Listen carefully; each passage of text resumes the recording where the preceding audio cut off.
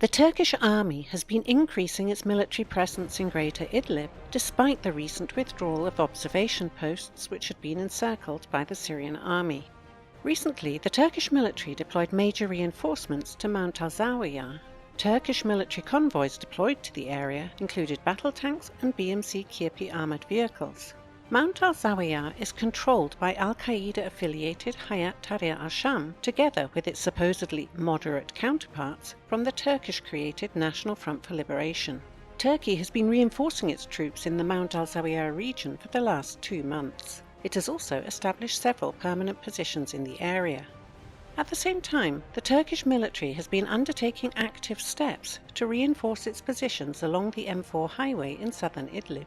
Recently, Turkish forces have even started creating watchtowers additionally to the permanent observation posts that they already have there. The situation in northern Syria also remains tense.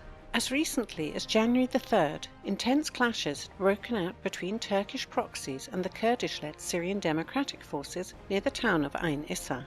Turkish-backed militants tried to capture the villages of Huashan and Al-Khalidiyah in another attempt to block the part of the M4 highway that runs by there. These developments came amid cries from pro-Turkish propaganda that the cowardly Assad regime and the Russians are planning to violate the de-escalation agreement and to capture the Turkish-occupied town of Al-Bab in northern Aleppo.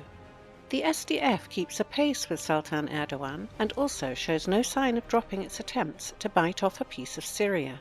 On December the 30th, Sina Mohammed, a representative of the SDF political wing in Washington, called on US President-elect Joe Biden to recognize the SDF-controlled territory in northern Syria as a de facto state.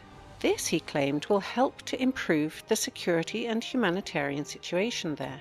The SDF has also repeatedly declared its support for the illegal US presence in Syria and for the US occupation of Syrian energy resources on the eastern bank of the Euphrates.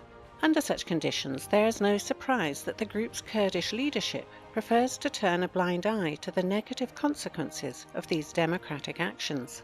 For example, the state of lawlessness created by US-backed forces on territories controlled by them, and the Kurdish ethnic nationalism in fact employed by the SDF as an instruction manual for relations with the Arab majority in the SDF-held areas, both contribute to the growth of militancy and create conditions for the resurgence of ISIS cells. Government-controlled territories and units of the Syrian army on the western bank of the Euphrates regularly experience the resulting consequences of this situation in the drastic increase of ISIS attacks. On January the 3rd, the Syrian army and local pro-government militias once again launched a combing operation in the vast desert located between the towns of Al-Mayadin and Al-Bukamal.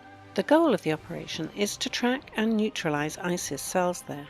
Nonetheless, it is unlikely that this threat can be fully removed without the establishment of full control of the border by the Damascus government and the elimination of US-occupied no-go zones, which are being extensively used by terrorists.